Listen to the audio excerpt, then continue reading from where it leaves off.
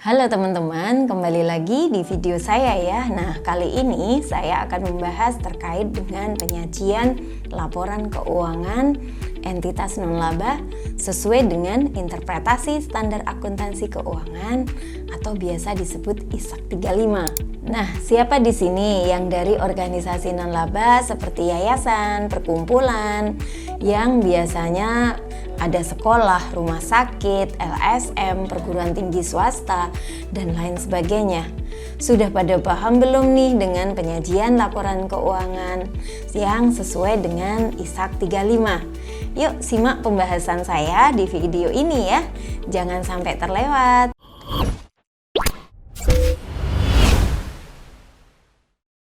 Pada September 2018, Dewan Standar Akuntansi Keuangan Ikatan Akuntan Indonesia (DSAKIAI) telah mengesahkan interpretasi standar akuntansi keuangan atau biasa disebut ISAK 35 tentang penyajian laporan keuangan entitas berorientasi non-laba yang berlaku efektif per 1 Januari 2020. Sebagai gambaran, sebelumnya telah ada PSAK 45 pelaporan keuangan organisasi non-laba yang dapat digunakan oleh yayasan atau organisasi non-laba lainnya untuk melakukan pelaporan keuangan. Namun demikian, dalam prakteknya PSAK 45 malah membingungkan karena adanya pengaturan penyajian laporan keuangan yang berbeda dalam kelompok standar atau tier yang sama. Namun, kita tidak akan banyak membahas mengenai latar belakang. Kita akan coba fokus pada perubahan apa yang perlu diantisipasi oleh yayasan atau entitas non-laba dengan berlakunya ISAK 35 mengatur penyajian pelaporan keuangan organisasi non-laba yang memenuhi karakteristik seperti di bawah ini. Organisasi non-laba yang sumber dayanya diperoleh dari pemberi yang tidak mengharapkan pembayaran kembali atau manfaat ekonomi yang sebanding dengan jumlah sumber daya yang diberikan. Organisasi non-laba menghasilkan barang dan atau jasa tanpa tujuan memupuk laba. Dan jika menghasilkan laba, maka jumlahnya tidak dibagikan kepada pendiri atau pemilik.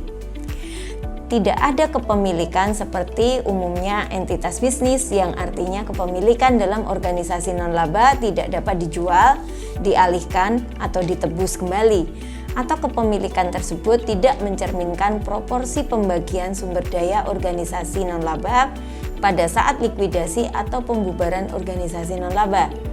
ISAK 35 dapat diterapkan oleh organisasi non-laba lainnya yang sejenis sepanjang tidak bertentangan dengan peraturan perundang-undangan yang berlaku. Tahun 2020 mulai diberlakukan ISAK atau Interpretasi Standar Akuntansi Keuangan Nomor 35 tentang penyajian laporan keuangan entitas non-laba yang menggantikan PSAK 45. Penggantian ini untuk mensinkronkan dengan dasar penyusunan laporan keuangan pada PSAK nomor 1. ISAK 35 ini memastikan bahwa entitas non-laba dalam menyusun laporan keuangan berpedoman pada PSAK nomor 1 maupun bisa berpedoman pada SAK etap ataupun SAK umum. Untuk entitas non-laba yang besar harus menggunakan SAK umum. Nah, ini untuk penyajian laporan keuangannya menggunakan ISAK 35. Untuk itu, entitas non-laba besar harus memiliki klasifikasi ekuitas dengan nama pendapatan komprehensif lain dan menerapkan nilai wajar atau fair value untuk pengukuran akuntansinya. Laporan keuangan untuk organisasi non-laba meliputi yang pertama laporan posisi keuangan, yang kedua laporan penghasilan komprehensif, yang ketiga laporan perubahan aset neto, yang keempat laporan arus kas, dan yang kelima catatan atas laporan keuangan. Laporan keuangan tersebut berbeda dengan laporan keuangan entitas bisnis pada umumnya. ISAK 35 menetapkan informasi dasar tertentu yang disajikan dalam laporan keuangan organisasi non-laba. Pengaturan yang tidak diatur dalam ISAK 35 mengacu pada SAK umum atau SAK etap untuk entitas yang tidak memiliki akuntabilitas publik signifikan yang akan digantikan dengan SAK privat. Salah satu perbedaan mendasar ISAK 35 dengan PSAK 45 adalah jenis dan format laporan keuangan entitas non-laba. di mana dalam PSAK 45 laporan entitas non-laba itu terdiri dari 4 jenis. Yang pertama ada neraca, laporan aktivitas, laporan arus kas, dan catatan atas laporan keuangan.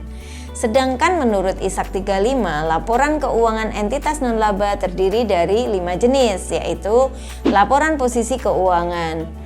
Nah, laporan ini menyajikan informasi posisi dan kondisi harta atau kekayaan organisasi non-laba yang meliputi aset, liabilitas atau kewajiban, dan aset neto serta informasi mengenai hubungan di antara unsur-unsur tersebut pada waktu tertentu.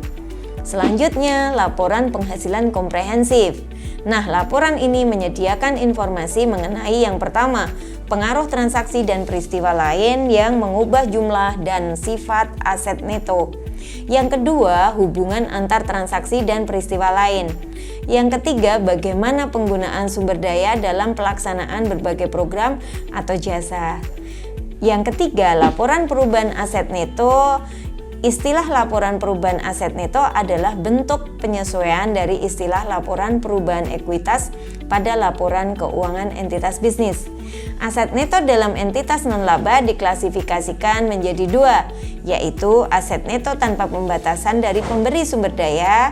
Yang kedua, aset neto dengan pembatasan dari pemberi sumber daya. Nah, selanjutnya ada laporan arus kas. Tujuan utama laporan arus kas adalah menyajikan informasi mengenai penerimaan dan pengeluaran kas dalam suatu periode. Sesuai dengan PSAK nomor 2 tentang laporan arus kas dijelaskan bahwa laporan arus kas harus melaporkan arus kas selama periode tertentu dan diklasifikasi menurut aktivitas operasi, investasi, dan pendanaan. Yang selanjutnya adalah catatan atas laporan keuangan. Nah, catatan atas laporan keuangan harus disajikan secara sistematis. Setiap pos dalam laporan posisi keuangan, laporan aktivitas, dan laporan arus kas harus berkaitan dengan informasi yang terdapat dalam catatan atas laporan keuangan.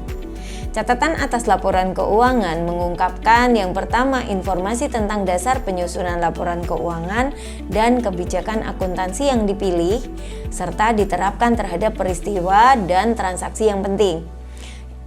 Yang kedua, informasi yang diwajibkan dalam PSAK tetapi tidak disajikan di laporan posisi keuangan, laporan aktivitas, dan laporan arus kas. Selanjutnya, informasi tambahan yang tidak disajikan dalam laporan keuangan tetapi diperlukan dalam rangka penyajian secara wajar. Nah, gimana nih teman-teman? Udah ada gambaran belum teman-teman? Kira-kira gimana ya wujud dari kelima hal tadi? Tunggu video saya selanjutnya ya teman-teman. Saya akan tunjukkan bagaimana laporan keuangan untuk organisasi non-laba sesuai dengan ISAK 35. Informasi lebih lanjut dan konsultasi gratis mengenai penyajian pelaporan keuangan organisasi non-laba bisa menghubungi di nomor di bawah ini. Sampai jumpa di video saya selanjutnya ya. Jangan lupa like, komen, subscribe untuk mendapatkan informasi terbaru terkait dengan keuangan organisasi non-laba ya teman-teman. Tetap semangat dan salam growth mindset.